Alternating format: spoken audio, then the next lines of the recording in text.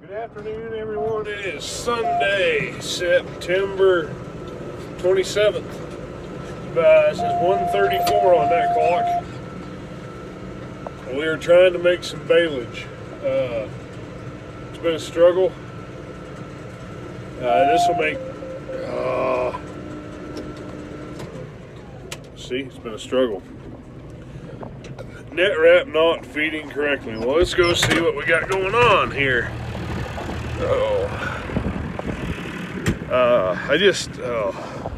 Frustrated. I think it's a wiring harness. I've been fighting it all day. Yeah, we get this one done, it'll be bale 65. Well, we got net wrap there. It's not there.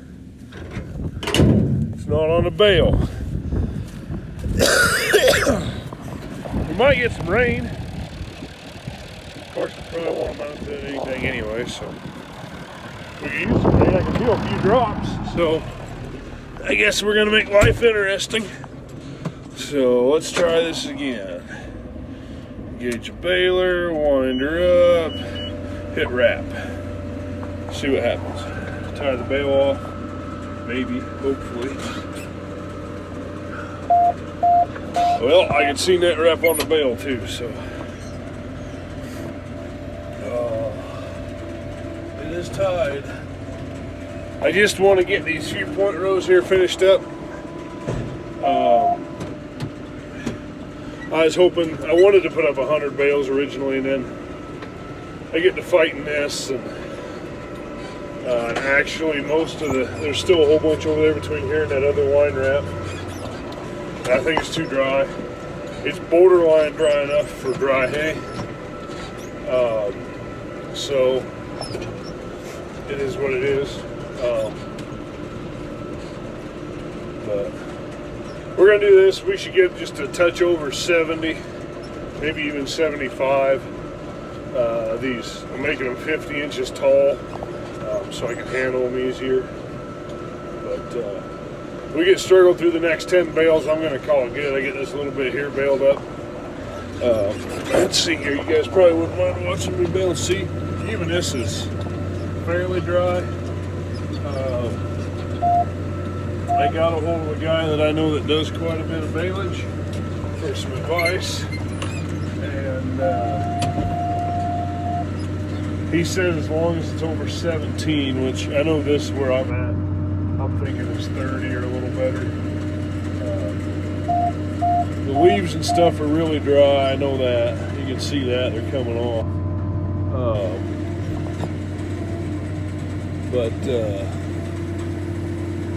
I know the stalks are juicy, so.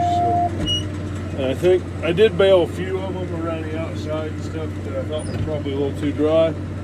My theory is I'm going to mix them in the middle of the pile with these ones that have more moisture in them, and see if we can't get it to average out, make some decent baleage. If not, I guess worst case scenario, I'll have dry hay that's small bales and a wrap. So I guess we'll see what happens there.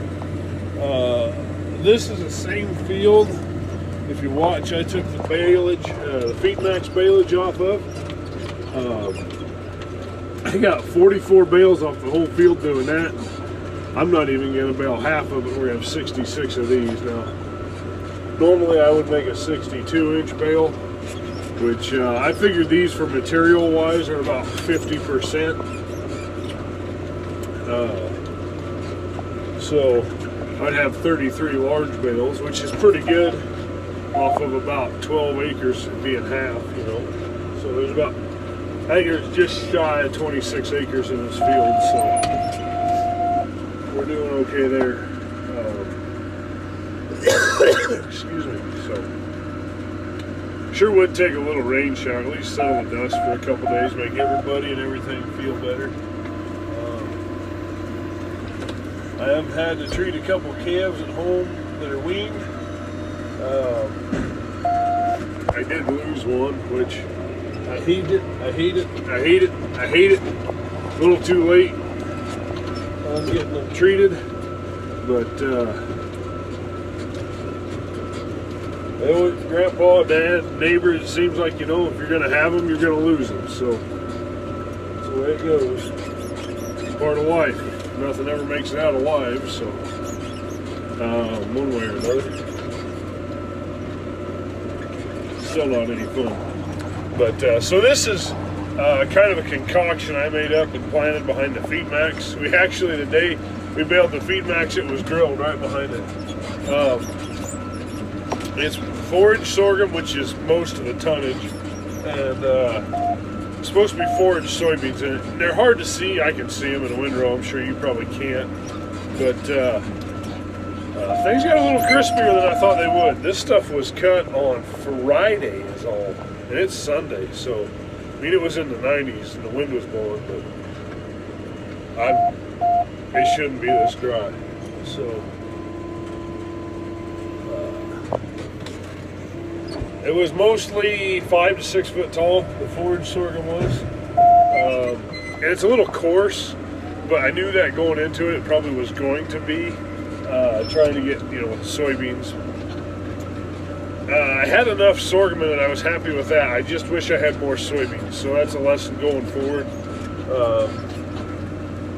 I need to plant more soybeans. However, I also think the soybeans might have made themselves smaller, trying to compete with the sorghum. The sorghum would outcompete them, for size pretty fast. So we'll just see. But there's a lot of hay here. There's quite a bit of tonnage. I mean, for double crop, I'm happy with it. This field was just straight forage sorghum last year, and this year it was feed max and forage sorghum, so I've taken a lot of hay off of it the last couple of years. My plan is next year this field and the field that's teff grass, which actually is adjacent to this field. You have to go through the teff grass field to get here. That field was alfalfa for 4 years and then teff grass this year, so I need to get these into row crop, get some organic matter built back up into them. I'm going to keep producing hay over where the sorghum sedan is, which it's that green spot over there on the hill. It's behind them trees now, but there you can kind of see it over there. That's where my sorghum sedan is, south of that house. Sorry, that was pretty close up my nose. Hope it's halfway clean for you. So there's 88 acres in that field. We're going to split it up. I think next year I'm going to try forage sorghum and forage soybeans again. However, I'm going to plant them as a primary crop on the field, not as a double crop or something. So, and then my hope is to take them off for hay, in August-ish. I don't know. I'm throwing out a number there. And plant like rye or triticale back into it for either grazing or haying the next year, or both. Maybe both. So this field here, I was tempted to plant wheat, and it actually just as a cover crop. And wheat, because wheat's cheap. It's the cheapest thing I can plant. So if we're gonna go to milo, we wouldn't want to kill it till the 10th or 15th of May, which will give us plenty of time to get it killed, make sure we got it killed, and give us a chance to get the milo planted in. They're about the 25th of May, so that's kind of what I'm thinking I might do. We'll see. The teff grass, actually, I got 2 cuttings. If we got a little rain, we haven't had a frost yet. We aren't even close to one for a couple weeks, so that the weather guessers are showing right now. So I would have had 3 cuttings off that if we'd have got some more rain. That's okay, it didn't happen. But there is good cover over there. I think I'll just leave it go. And then we'll probably have to do a burn down on that one in April and clean it up good. But I think it'll be about 65 acres of milo right here in one piece, essentially. And then, so that's the plan for these 2 fields. I've got the bale wrapper just over the hill. I got to move it over here, get it set up.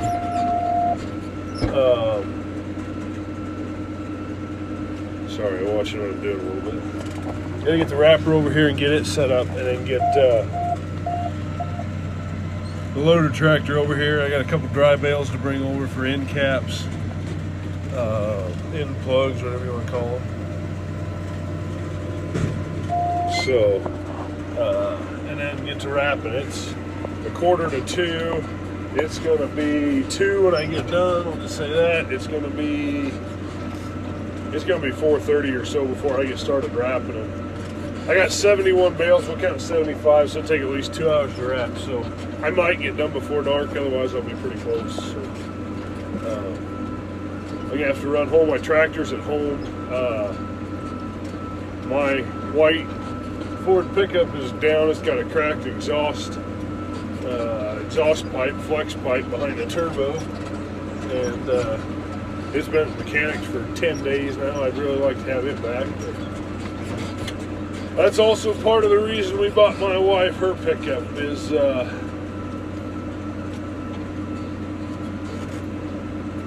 trying to figure out how in the heck he cut this.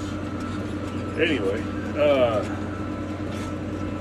we'll have to go home and steal hers to haul the tractor down, but I had all the wrap and everything on my old red flatbed, so that's excuse me, get the wrap removed over here, set the wrap off,